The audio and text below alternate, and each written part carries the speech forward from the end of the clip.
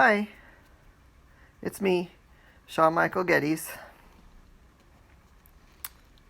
and I'm making this video to discuss how I prepare wood for watercolor, gouache, and other water-based mediums. So first off, why not paint watercolor right on wood? I mean, it will absorb it, right? It can, sure, but it's just not good for the wood. So first off, wood will become wet and it can disintegrate and rot later. It just will. Also, the wood can have mold grow down through it onto the back of the painting, or it can grow up through the painting and obscure your painting. It just ruins it. It's awful. That's no good either. Also, if you've got some wood and you're painting watercolor on it, you think, I'm going to do it. I'm going to go ahead and do it. That's fine. It's up to you, but you won't get detail. Any of your details will become obscured because the water goes with the grain of the wood and it'll just follow the grain. So it's not going to follow exactly what you painted. It's hard to control. So that's no good. So why not just prepare the wood? It's really easy. There's only a few things you need to do. Here's how I do to get good watercolor. It looks like nice fancy watercolor paper, but it's actually wood or whatever, strong substance underneath as opposed to paper. And it's better for my kind of art because I do many layers, and then I use a sander to get back through some of those layers, shows through some of the paint coming back up through it and stuff. You need to have a strong substrate behind it. That's what I use. That's why I tend to use wood. So, how do you do that? How do you prepare it? Let's discuss that. First off, water-based mediums like watercolor, gouache, ink, and that kind of thing. Before I can use them, I use watercolor ground. And there's a few kinds of that, a few brands. This kind is Danielle Smith. So they have lots of different colors, or several anyway. This one's titanium white. It's my preference. It's a good one. The only problem is it does smell a little bit. There is another kind also that you can buy called Core. I don't know how you pronounce it. Core, something like that. It's QOR. Also, they have not just brands, but different kinds. Like they have, most of them are a liquid form with different colors, iridescence or see-through. And all of them are like the consistency of acrylic paint that's a liquid.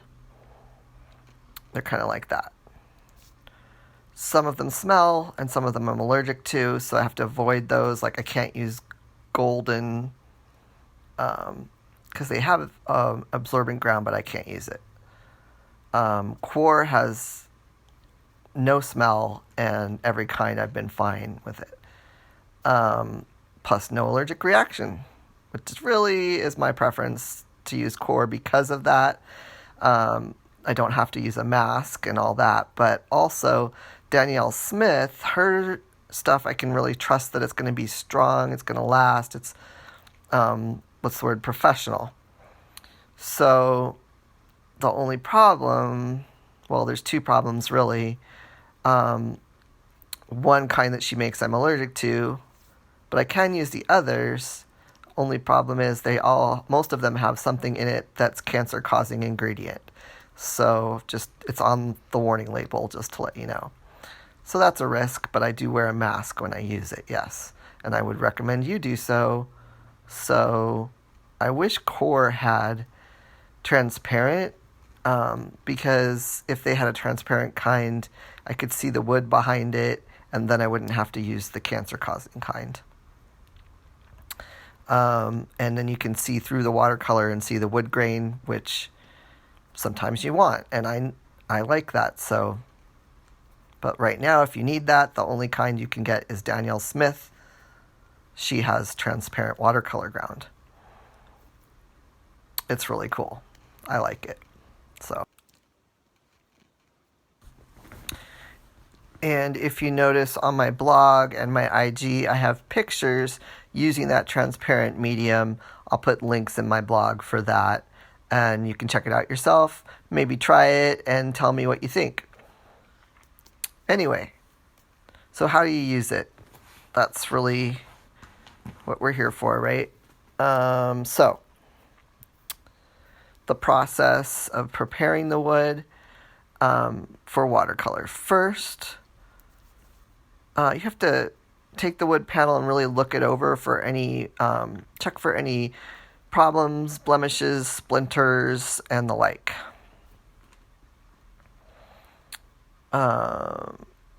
If you see any rough spots, and there's just a lot of that becomes the back of the painting. Turn it to the other side, you'll see it's a lot smoother. There's only a few problems. That becomes the front. And then you want to sand it. So you get the sandpaper, sand it all over the front and all the edges. Make sure you get the edges, no splinters. Okay, that's very important. Not only because you don't want to be to painting or sanding or something and get a splinter, because that hurts. Yeah, sure, that's part of it. But also because if you use watercolor ground and wood gets in there, wood particles, get in there and stick, it ruins the whole thing. It won't be able to get a good seal. It won't protect the wood properly, etc. So you want to sand it first. And then clean off the major particles, get the dust off with like a cloth, a dry cloth, and get it really good and clean. Sparkling clean. Perfect. Then you can move on to the next step, which is... So, how do we prepare the wood for watercolor and such? What do? It's just really a few simple steps to the process. First, get the wood panel, and it's really important that you observe it carefully and search for any problems. Rough spots, if you see a lot of that becomes the back. If you see just a few, that becomes the front. That's fine to use for the front. Second, sand it. The whole front, nice and smooth, and all the edges. It's really important, no splinters or particles of wood. You don't want anything popping up and poking you that hurts, but also you don't want it getting into the watercolor ground, because then there'll be a big scratch. The splinter will drag across it, and it causes it to have a mark where it's not covered properly, and what water could get through, plus it doesn't look good. It could get damaged. So get rid of those splinters and all the particles. 3, you want a clean cloth, dry cloth, just to wash off all the dirt, dust, particles, everything. Get it sparkling clean and perfect. And then, let me check my notes here. So after you're done cleaning it, you want to go ahead and clean the whole area or put down a tarp. Really, you should use a tarp and then protect your table, because the watercolor ground will stick to anything. Your table, clothes, whatever it touches, and it sticks forever. It becomes pretty permanent. It's really hard to get out. So you want to use a tarp to protect the table. Before, when you're sanding, don't put the tarp down then, because all that sand, dust, etc. gets on the tarp, and then when you're painting later, the paint will pick up those things and it will get stuck in your painting. It will ruin your painting. You don't want that. You might think. So, the clean tarp is on there, then the wood panel that's already cleaned, put that on top. We've done that, and we can move on to the watercolor ground and just open it and pour the liquid into about like a fist-sized puddle.